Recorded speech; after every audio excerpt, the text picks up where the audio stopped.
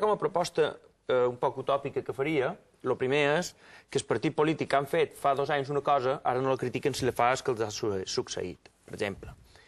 I al contrari, si el que era dolent fa 2 anys, no dic que ara no te quedi més remei, perquè per Ventura no li quedava tampoc més remei en l'executiu anterior. És a dir, fa falta, això que en Rajoy deia que ell diria la veritat i que ell no volia enganar, però això faria molta falta.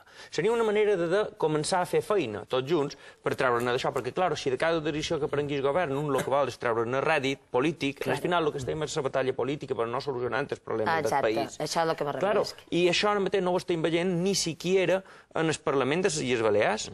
Això és molt lamentable. Avui hi ha una columna esplèndida d'en Gabriel Torrents en El Mundo on acusa en els dos partits, escolti, si Sant Bordoi, per posar un exemple, era un pelotazo quan la Bel·lesa era Naina Calvo, és un pelotazo ara que ho farà el senyor Isern. Vull dir, han duit la qüestió a un terreny on, o sortint d'aquest terreny de la confrontació permanent, on no hi ha forma de pensar. Que amb aquest argument, no dic que sigui el cas, però es pot veure una relaxació amb el nivell d'exigències que tots els ciutadans han de tenir cap a l'executiu. Estic pensant, per exemple, que el president Bauzá ha anunciat diverses vegades, i ahir també ho va dir en roda de premsa, que estan preparant una bateria de mesures per estimular l'economia. Això fa un mes que jo en sent xerrar en el Parlament, aquella intervenció famosa del senyor Aguiló que va dir ja les anunciaré quan jo vulgui. Alguns veiem un executiu bastant superat per les circumstàncies i amb poc reflexes per respondre, llevat que no sigui de petites improvisacions. I en aquest sentit jo el veig absolutament igual de torpon que veia l'executiu del senyor Antic.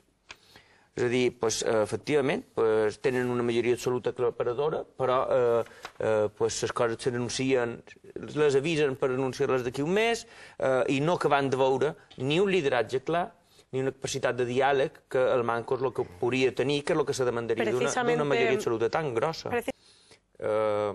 Miri, criticar l'hotel de la Ràpita que se vol construir és una cosa que tothom ho pot fer perquè estàs d'acord o no estàs d'acord. Ara, que ho critiquin els partits que ho han autoritzat a través de la votació del Pla Territorial de Mallorca i que li endossin el mort en el Partit Popular, això és riure-se'n del sant i de la festa. Total i absolutament. És a dir, mira, és aposta que vull enllaçar el que deia abans, si no sortim d'aquesta espiral de fer política com si tot anés bé, quan la situació és dramàtica, doncs clar, ens estem quedant en que la gent, com no s'ha desafectat de la política la gent, quan veus que t'estan prenent el pèl. I no estic defensant l'hotel ni l'estic criticant, el que estic plantejant és que el que no se pot és manipular la gent d'aquesta manera.